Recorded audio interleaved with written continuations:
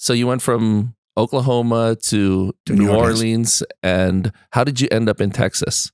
Well, not that yet. So interesting, in New Orleans, we moved just after Katrina.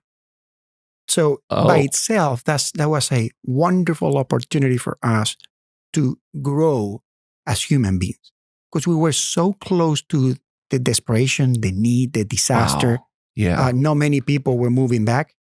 We were the brave ones that decided to go there. So you decided to move back to New Orleans. New Orleans. From Oklahoma to New Orleans, where nobody was moving there, right? Because the conditions were not the best. So we decided to do that. And you know what? We grew up. So it was the recovery of the city, recovery of the state, and we were part of that. That taught us so much about what matters in life. Seeing and watching the people, and helping them. Grateful. Yes.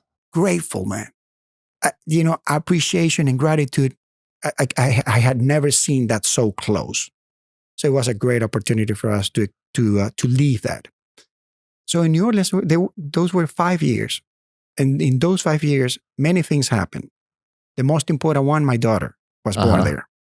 So she was born there in 2008. The second one, and probably should have been the first one, but it was I went back to my faith. I never left that. But, I was not practicing my Catholic faith so much. You were a Sunday Catholic. I was definitely a Sunday Catholic. But I was not studying my faith, my religion, getting close to that. So I was able to get really close to my Catholic faith. I had the opportunity to be part of the evangelization group called San Andres. It is a school that basically is all about, going out and finding Peter. Andrew was Peter's brother. Andrew was the one that saw the Lord first. And he ran and looked at and searched for Peter. Peter, I found the Lord. So we are all about being Andrew finding Peter, bringing Peter to the Lord. Is that what triggered your renewal in your faith? Absolutely. That was the beginning of this How did you find that? Well, crazy enough, I was just sitting at Mass on a Sunday, and someone came. Came and approached us and said, would you mind to come? Would you like to come Monday to this group? We're gonna meet, and this is what we do. Yes. And I couldn't leave. I went there, and it was wonderful. It was beautiful. We started taking classes and attending. It was all about, again, being humble, but recognizing that we all have a mission. When they first approached you, were you like, why are you talking to me? Don't talk. Some people are like that. They're really shy. I'm not that. You ask my wife and my daughter, I talk to everyone. I love people. So no, of course I was very receptive and I say, yeah, no, that's good. His name is Humberto. So Humberto, talked to me. He came with a rosary as a gift. So I said, yes. So I went there not knowing exactly what was going to happen. But it was the entry point, Escuela San Andres. That was the entry point. And through the Escuela San Andres, I met Father Pedro Núñez. Father Pedro Núñez is well known in the EWTN and Radio Católica Mundial. So I worked very close with him. I helped him in his office. He taught me how to preach. He told me how to evangelize. He gave me opportunities to get close to the wounded, to those in need. To be closer to the community. And I define myself as a soldier. What parish was this? Well, many parishes, but it was San Jerónimo, probably was the parish.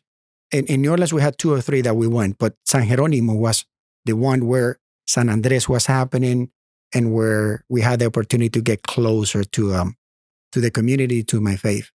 So those were fantastic 5 years, Rudy, where I got to learn my faith. I got to learn my religion. I got to learn, what being Catholic was all about.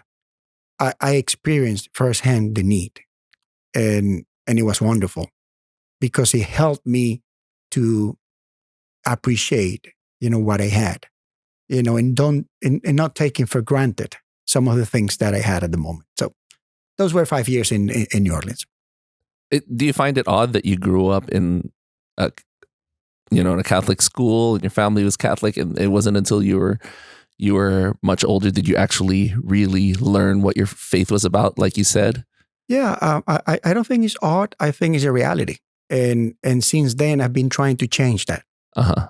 First of all, with my family, meaning with my daughter, with my nieces and nephew, with my friends, I've been trying to evangelize and help me understand as early as possible what it is to be a Catholic. Because I think the school could help, but they don't have, it's not their role to get you to be a Catholic. They will help you, but it has to happen at home. So that's a great point. And I feel that my school was wonderful, but with so many priorities, right? You want to be with girls, you want to be, handsome, you want to be popular. So it was so many things that were priority for me. And I don't think that's wrong if you create a balance, because it is part of being a teenager. And I do teenagers are teenagers. Teenagers are teenagers, and they need to have fun, and they need to, take care of the hair and the clothes. I take it. I get all of that. Whether you're in a private school or a public school, a teenager's a teenager. That is correct. Yeah. But it's all about a balance. Because at the end of the day, you need to ask yourself, what really matters to you? And New Orleans taught me that. Because people that lost everything, their jobs, their houses, their cars, their career, everything. There was one thing that they didn't miss, so they didn't lose their faith. So I said, this is a good example. Faith, it doesn't matter the name of the hurricane. It doesn't matter the name of the pandemic. Faith is there because it's a gift from God. And you decide what you're going to do with it. So that's why it was not odd. It was a wonderful opportunity that my parents gave me that seed of the Catholic faith. Yes. And the only thing that I had to do is just put water and put it close to the sun and make it a wonderful tree, right?